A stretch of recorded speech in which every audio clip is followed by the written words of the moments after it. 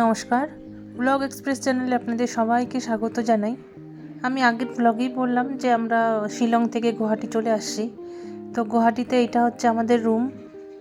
একটা আয়না আছে, এখানে দুটো বেড আছে, এখানে ডাবল বেডের একটা, সিঙ্গেল বেড একটা। সিঙ্গেল বেড হিসাবে এই বেডটা বেশ বড়, চাইলে দুজন থাকা যেতেই পারে। তো আর এখানে ডবল বেড আছে, কম্বল দিছে। আর যেহেতু হালকা হালকা ঠান্ডা, সেই গরমটা নেই বলেই কম্বলটা দিছে। তো এখানে আছে চার্জিং পয়েন্ট। আর বিকালে এসে একটু বেরোলাম যে চা খেতে হবে, যার জন্য একটু বেরোলাম। আর আমরা যে হোটেলটাতে আছি হোটেলটা হচ্ছে মালিগাঁওতে। এটা কামাখ্যা স্টেশনের একদমই কাছে, হাঁটা পথে 10 মিনিট মতো লাগবে, হেঁটে গেলে 10 মিনিট লাগবে। তো আমরা যেই দিকটা হাঁটছি এটা হচ্ছে মেন রোডটার দিকে যাচ্ছিলাম, পেছন দিকটা গেলে পরে কামাখ্যা স্টেশন। তো হোটেলটা তো রাত্রেবেলা আগের দিন দেখালামই। এটা হচ্ছে ভোরবেলা, পরের দিন সকালে। বেশ রোদ উঠছে, গরমও লাগছে। এটা হচ্ছে 8টা, 8:30টার দিকে হবে হয়তো। তো আমরা এখানে মন্দিরে যাচ্ছি পূজা দেওয়ার জন্য। এখানে রেডি হয়ে গেছি সবাই। এখানে গাড়ি দেখছি, টোটো বা অটো যেটা পাওয়া যায়, সেই অটো করেই আমরা মন্দিরের দিকে যাব।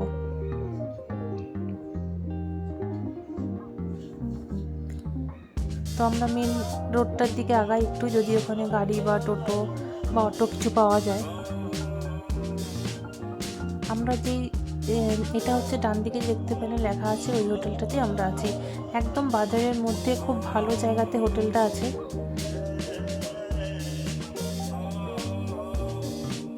আর এই যে আমরা একটা অটো পেয়ে গেছি, একদম মন্দির অবধি নিয়ে যাবে আমাদের। তো বললো এখান থেকে 15-20 মিনিট মতো লাগবে মন্দির যেতে, তাই জন্য অটোই নিয়ে নিলাম। অটো করেই যাচ্ছি এখন মন্দিরের দিকে। সাথে একটু গুয়াহাটির রাস্তাটাও একটু ভিডিও করলাম। এরকম ফাঁকা সাধারণত একটু পর থেকে আর পাওয়া যাবে না। ওপর দিয়ে একটা ফ্লাইওভার চলে গেল, আর ফ্লাইওভারের নিচে সুন্দর সুন্দর পেন্টিং করা, এটা দেখতে বেশ ভালো লাগছিল। তো আমরা অনেকটা দূরেই নেমে গেলাম অটো থেকে, কারণ ওই জায়গাটা জ্যাম ছিল বলে, আর হাঁটা পথই আছে, যার জন্য আমরা অটো থেকে নেমে গিয়ে এখন হেঁটে ওপরের দিকে উঠছি।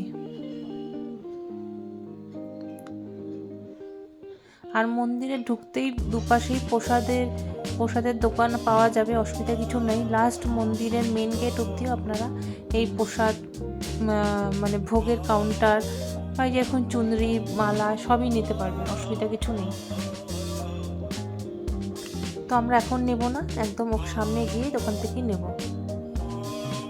তো আমি এখানে যা যা দরকার সব কিছু নিয়ে নিয়েছি পূজা দেওয়ার জন্য।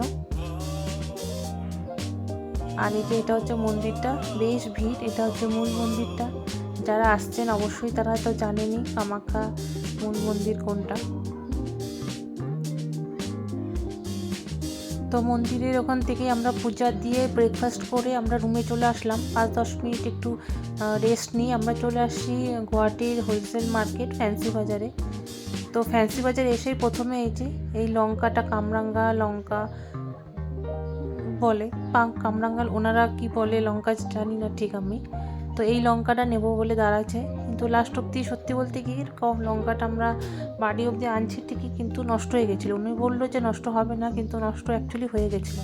তাই আপনারা যদি আনেন একটু দেখে আনবেন। তো এই যে মার্কেটিং করা হয়ে গেছে। আমরা এত ভিড় ছিল আর গরমও ছিল, তো ওই জন্য ভিডিও আর সেরকম করে করা হয়নি।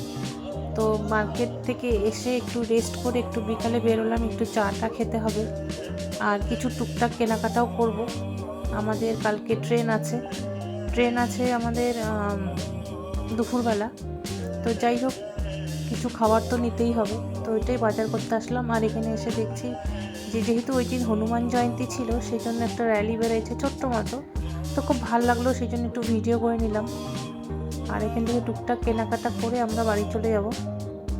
ঠিক আছে, আসি তবে। এই ভিডিওটা আজকে এখানেই শেষ করছি। বেশ ভালো কাটলো কয়েকটা দিন গুয়াহাটিতে, শিলংয়ে। তো আজ আসি, দেখা হবে অন্য ব্লগে।